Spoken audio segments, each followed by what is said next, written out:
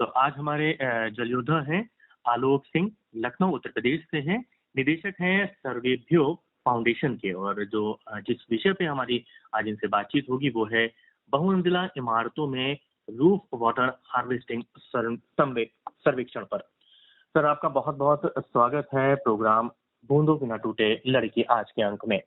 नमस्कार sir. Sir, सबसे पहले जानना चाहेंगे कि इलेक्ट्रॉनिक इंजीनियर से जल संरक्षण करता आप कैसे बन गए?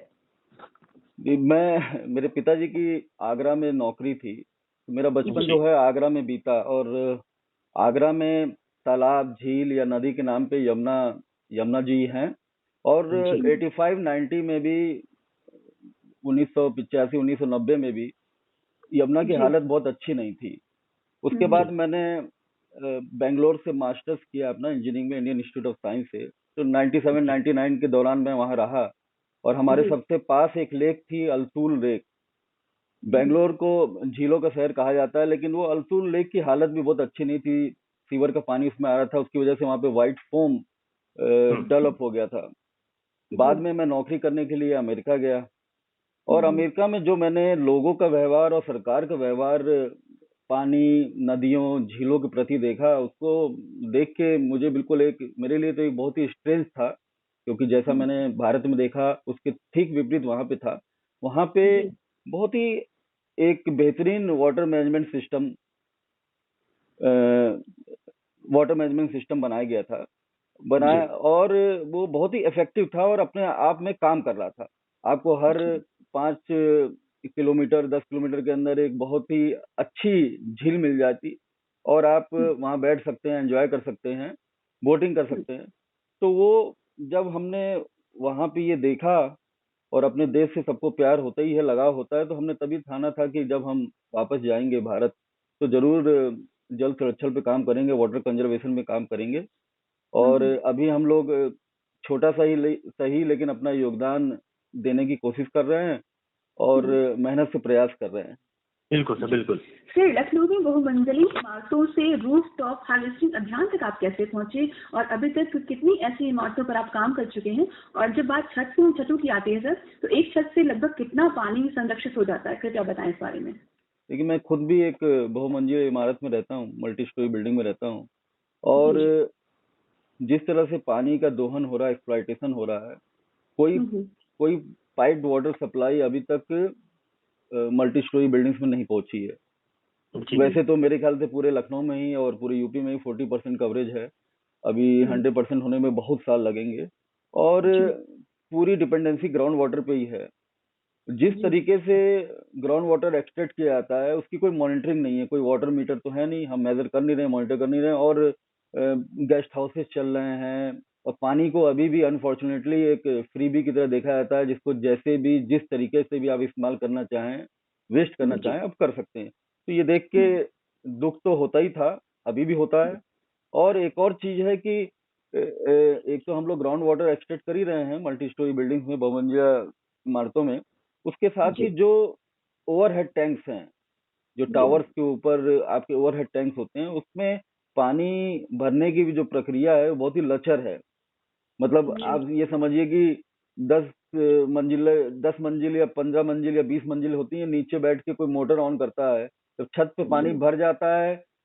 जब टंकी भर जाती है और ओवरफ्लो होकर छत पे गिरती है, फिर डाउन पाइप से नीचे आती है, तब पता चलता है कि भाई टंकी भर गई है, अब इसको हमें मोटर बंद करनी है।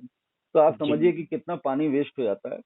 तो तभी मैंने सोचा कि कम से कम हम ये तो कर सकते हैं कि देखें कि जो recharge rain water harvesting system की जो एक बिल्डिंग बाय लॉज में एक मैंडेटरी किया गया है इसको, कि आपको बनवाना ही बनवाना है, तो क्या वो बना हुआ है, ठीक से काम कर रहा है, और वो वाटर हम रिचार्ज कर रहे हैं, चलिए यूज कर रहे हैं, एक्सप्लॉइट कर रहे हैं, तो अलग बात है। ठीक है, हम कम से कम उसको वापस कर रहे हैं कि नहीं कर रहे हैं।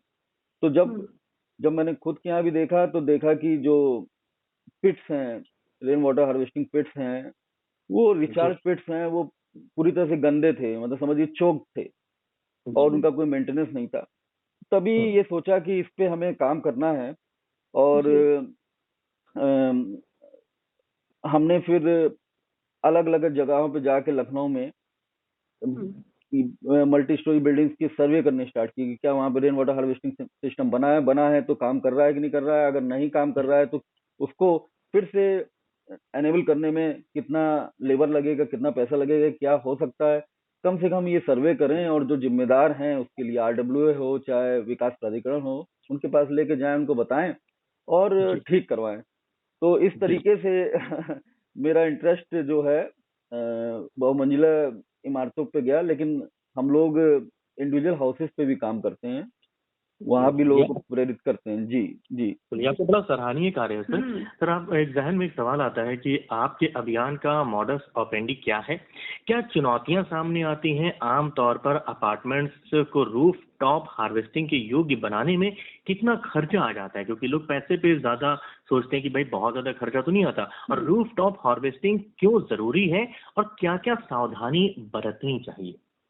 एक एक चीज आपने पहले पूछी और मैं भूल गया था उसका जवाब देना। आपने ये पूछा था कि कितना हम लोग रेन वाटर प्रिजर्व कर जी सकते हैं या रिचार्ज कर सकते हैं। तो जी जी उसका एक फॉर्मूला है। हमें it depends on the roof top area कितना है आपका, मतलब 100,000 स्क्वायर फीट है, 2,000 स्क्वायर फीट है, और रेनफॉल कितना हुआ। हम जैसे कहते हैं ना कि अरे बारिश 1,000 मिलीमीटर इस बार बारिश हुई, अच्छी हुई, 1800 हुई, तो वो जी है। तो हमें roof top area into rainfall ये हमने मल्टीप्लाई कर लिया। उसके बाद से एक रन ऑफ कॉफिशेंट होता है, मतलब पूरा पानी तो हम वो नहीं कर पाएंगे, छत पे आया तो थोड़ा बहुत इधर उधर चला ही जाएगा, तो वो जी मिला। तो अब ये समझिए कि अगर 100 स्क्वायर मीटर की वर्ग मीटर की का रूफ टॉप एरिया है, तो हम 80,000 लीटर पानी रिचार्ज कर सकते हैं अगर हमारा 1,000 मिलीमीटर रेनफॉल हो। मतलब बहुत वाह बहुत कुछ कर सकते हैं। ये मैं एक एक उसकी रूफ टॉप की बात कर रहा हूँ, अगर कंबाइंड होगा जी तो बहुत होगा। आपने चैलेंजेस के बारे में पूछा था, ये हमारा मॉडस ऑपरेंडी क्या है। देखिए, चैलेंजेस तो सबसे बड़ा चैलेंज है लोगों का एटीट्यूड। मल्टी स्टोरी अपार्टमेंट्स में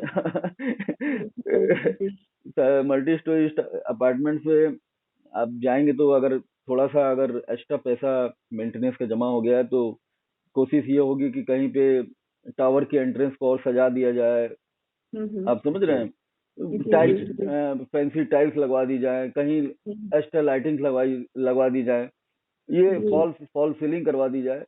ये जी ठीक है, आप ये सब करवाइए, लेकिन अगर आप 1 रुपया खर्च कर रहे हैं इन सब चीजों में, तो 10 पैसा 5 पैसा तो आप इन पानी की ओर भी जाइए, उसको भी देखिए। बिल्कुल तो सबसे बड़ा तो एटीट्यूड ही है। एटीट्यूड चेंज करना। अभी भी पानी को इस तरह से नहीं समझा जा रहा है। बेंगलोर की हालत, चेन्नई की हालत और भी जगहों की हालत देख के भी लोग नहीं समझ रहे हैं। जी ये एक बहुत ही दुख की बात है। जी तो अभी हमारा जो मॉडस ऑपरेंडी है, हम मल्टी स्टोरी अपार्टमेंट को हम लोग आइडेंटिफाई करते हैं जहाँ पे हमें सर्वे करना है, फिर हम लोग प्रॉपर परमिशन लेते हैं लखनऊ विकास प्राधिकरण से। जी हाँ, क्योंकि उससे क्या है कि हमें एक वो मिल जाती है, अथॉरिटी मिल जाती है। अभी और तो लगभग कुछ एक खर्चे की बात बताएं कि कितना खर्चा आ जाता होगा, क्योंकि लोगों के जहन में होता है ये सवाल कि भाई पैसे तो बहुत ज्यादा नहीं लग जाते। एक मिनिमम अमाउंट बताएं कि इतने में से स्टार्ट हो सकता है, इतने में से आप खर्चा करने से ये आप अपना करवा सकते हैं इसके घर में। जी जी जी, अगर मैं उसकी बात करूं, मल्टी स्टोरी बिल्डिंग की बात करूं, तो क्या है कि डिपेंड्स, क्योंकि कुछ मल्टी स्टोरी बिल्डिंग्स में 10 टावर होते हैं, किसी में 5, किसी में 4। लेकिन मोटा जी मोटा ये मानिए कि आप आपकी मान लीजिए 4 आपके टावर्स हैं और आपने 4 आपने रिचार्ज पिट्स बनवाए हैं, जी ओके, विथ बोरवेल। तो आपका मोटा मोटा 60 से 8 लाख रुपए का खर्चा है। वो वन टाइम है, वो तो शुरू में जब कंस्ट्रक्शन हो रहा है तब पता भी नहीं चलता है, उसी समय हो जाएगा।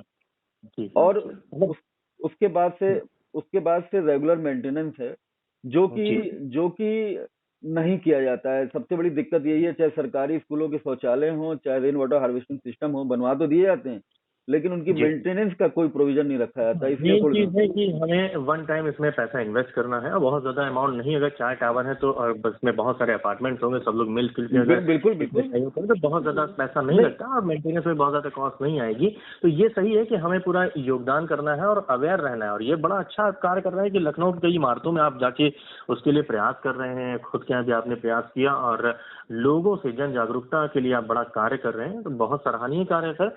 और उम्मीद है और बड़ा यकीन है कि धीरे धीरे करके सभी बहुमंजिला इमारतों में और जो सबके पास जिसके अपने अपने घर हैं वहां भी लोग ये रूफ वाटर हार्वेस्टिंग का काम जरूर से जरूर करवाएं, जिससे कि पानी को हम ज्यादा से ज्यादा बचा सकें। और कहते हैं ना कि जल है तो कल है, जीवन जीना है तो जाहिर सी बात है पानी और हवा दोनों की बहुत जरूरत है।